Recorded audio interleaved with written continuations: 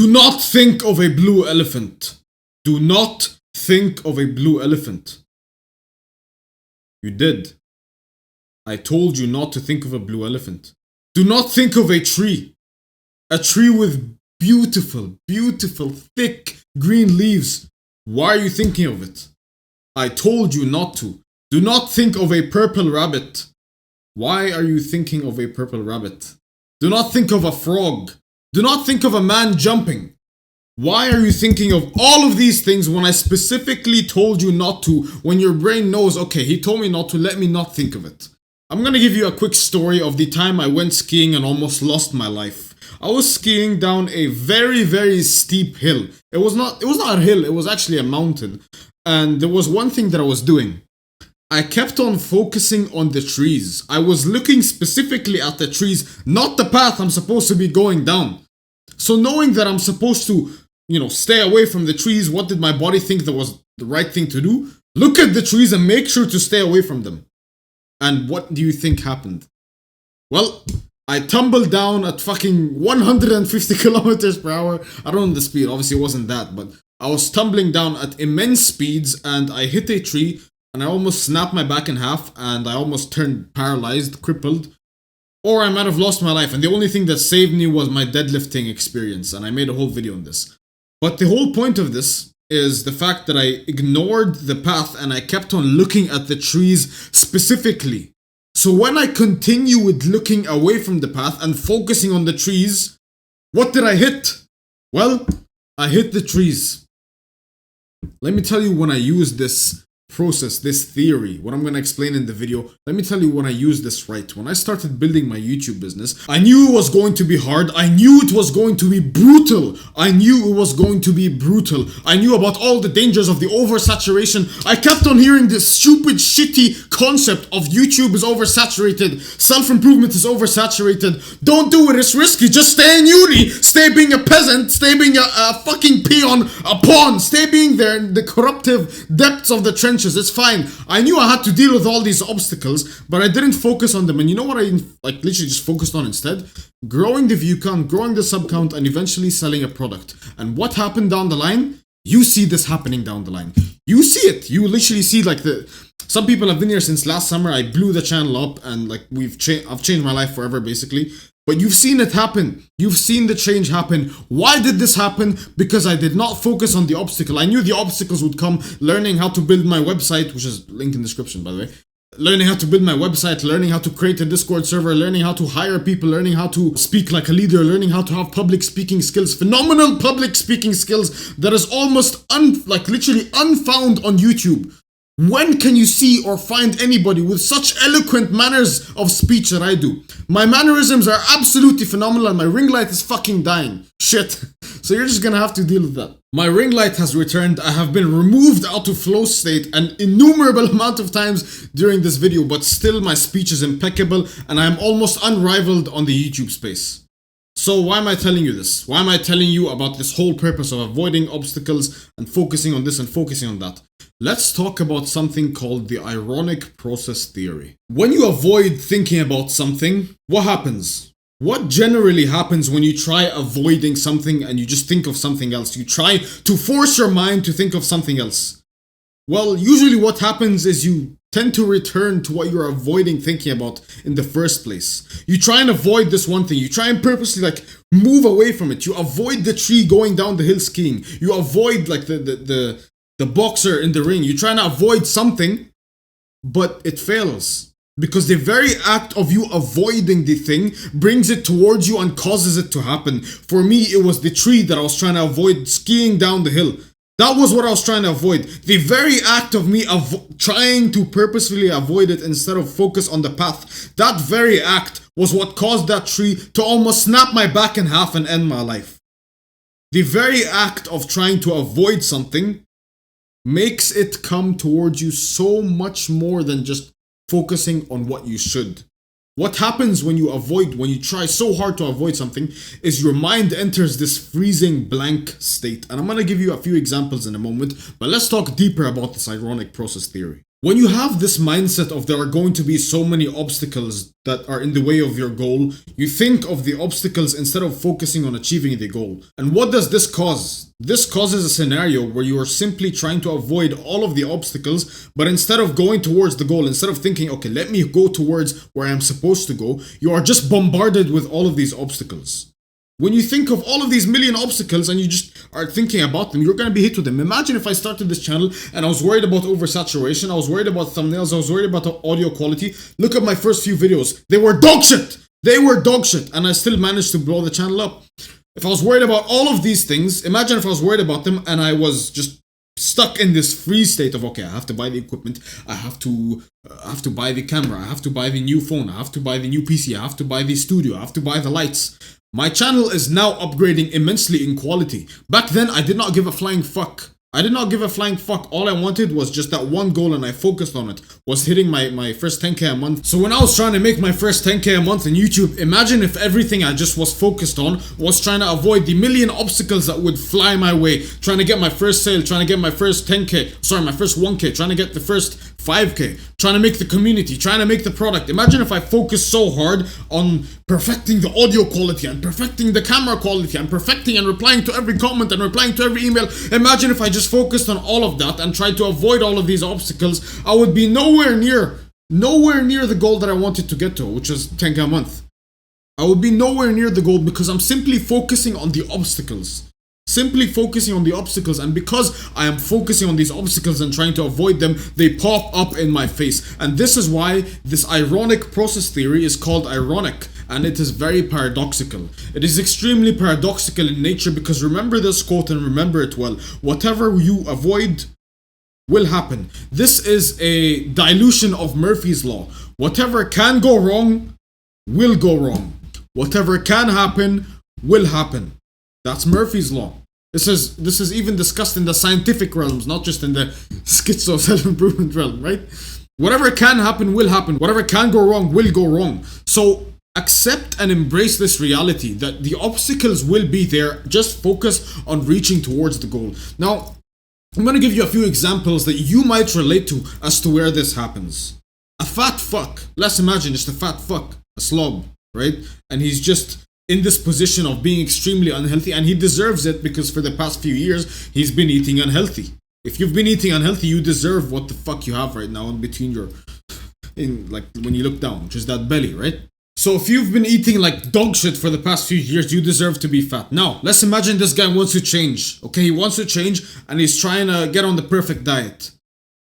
But he purposely thinks of the obstacles, which is the sweet chocolates. He keeps on thinking about the food. What's gonna happen?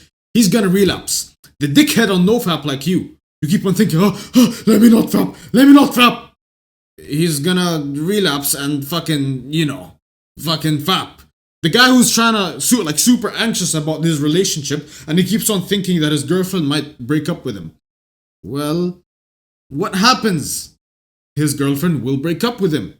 Why? Simply because he's acting in an anxious and fearful and almost insecure way, which causes the woman to feel disgusted with the guy and to feel like something is wrong, which deteriorates the relationship. In every realm where you avoid something so hard, it chases you. It chases you. When you avoid women, they chase you. When you don't give a fuck about money and it just comes to you. The anxious guy who has like demons and he's like trying to stay away from the demons, well, they're gonna catch up to you, man. The guy who wants to speak on camera but is afraid of stuttering and making mistakes and not remembering every line of his script, what's going to happen? He's going to stutter and fail to remember any line that he wanted to. When you hop on stage, when you speak in public about like in front of hundreds of people, you're gonna fuck up because you're scared. You can practice all you want at home, in front of the wall, in front of this, in front of that, but when it comes to speaking in front of 100 people, you will fuck up, you will stutter. Why? Because you're thinking about stuttering. Back at home, you're not afraid of stuttering. You are not fearful. You are not anxious. You are not avoidant. In the free throw line, on the free throw line with basketball players, when they shoot the ball, there's a good chance they miss, right? But it's not unheard of when in practice, the basketball player literally hits 200, 300 free throws in a row. It's not unheard of. It happens all the time. Yet on the free throw line, when it's in a fucking like stadium, not stadium, when it's on the pitch, it's on the basketball court. When it's on the court and there's people watching you, and it's the NBA finals, and the score is like 98-99, where you will either draw or win.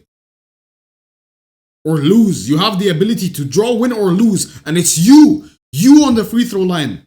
If you miss them both, you lose. If you hit one, you draw, and if you hit them both, you win. Every shot has so much more magnitude and meaning to it. And what's going to happen? Well, the free thrower is going to miss. And why is he going to miss? Not because he's bad. He is good. Theoretically, he could hit 200 at once. But he misses because of the fear in his mind, because of the obstacles he's trying to avoid, because of the corruption, the seeds of corruption in his mind telling him, oh, all people are watching you. That's an obstacle. Oh, you need this to win. Oh, that's all people are watching you. Oh, the teammate over there insulted you and you want to prove it to him that you're the man. All of these obstacles are just corrupting your mind. So there's another example of just being like thinking of the obstacle. And because you think of the obstacle, it's what happens and you lose. Another one is forcing yourself to sleep.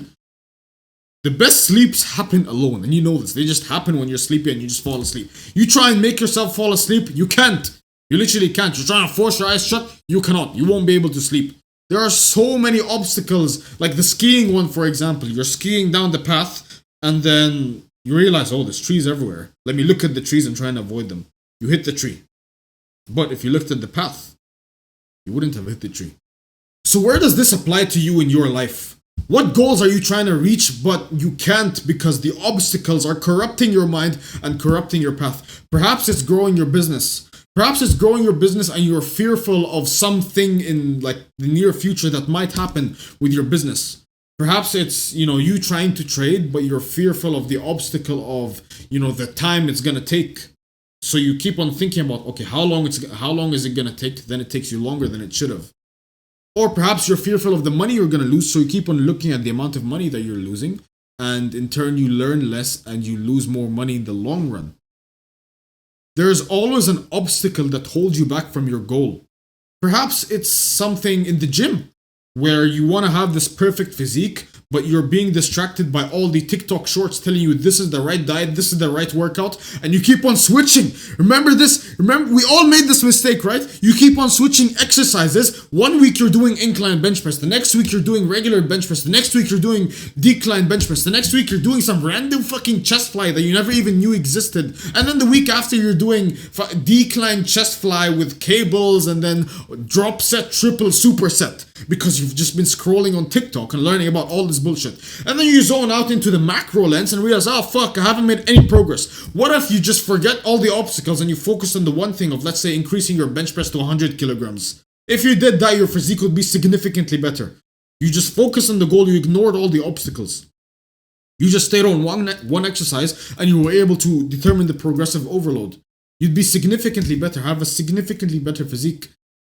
Or even with talking to girls, bro. If you're trying to cold approach a girl and you're thinking about everything that could go wrong, what do you think is gonna happen? You're gonna stutter, you're gonna fuck up, you're gonna look like a dumpling, and everything will go wrong. You must focus on the goal, not the obstacle. You must be aware of the obstacle.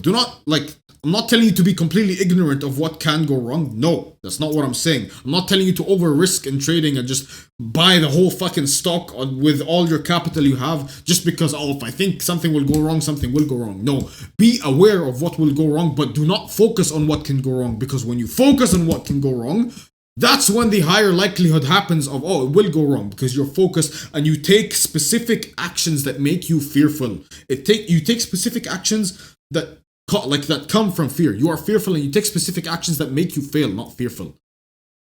You get it? Because you are scared. You're thinking, you're overthinking. And when you overthink, you fuck up. So focus on the goal, not the obstacle. Remember this quote: focus on the goal, not the obstacle. Be aware of the obstacle, do not focus on the obstacle. With whatever goal you have, I promise you, if you implement this into your life, you will get it so much faster. You'll get it so much faster, and you'll get it with so much more ease and less psychological stress. Less psychological stress. And I know how I always say stress is a good thing. Stress is a win. Every loss is a win. But theoretically, You know, the good thing about self-improvement and mindset is no matter what happens, it's a win. Genuinely, no matter what happens is a win. Every win is obviously a win, and every loss is a win. If you're stressed out about the way you're reaching the goal, it's a win. If you don't get stressed out, it's also a win. That's one of the blessings and beautiful psychological perspectives that I can give you. Everything is a win right now. And this whole video is a psychological perspective and a psychological hack.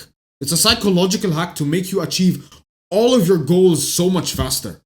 Now, Project 10K is filled with psychological secrets such as these that I have never revealed to the public, and it's why I'm able to be so successful with such a low amount of subscribers, and it's why I'm able to be so fulfilled and so happy and so enjoyable with life, and literally able to record whatever videos I want, and people will still continue watching to the end.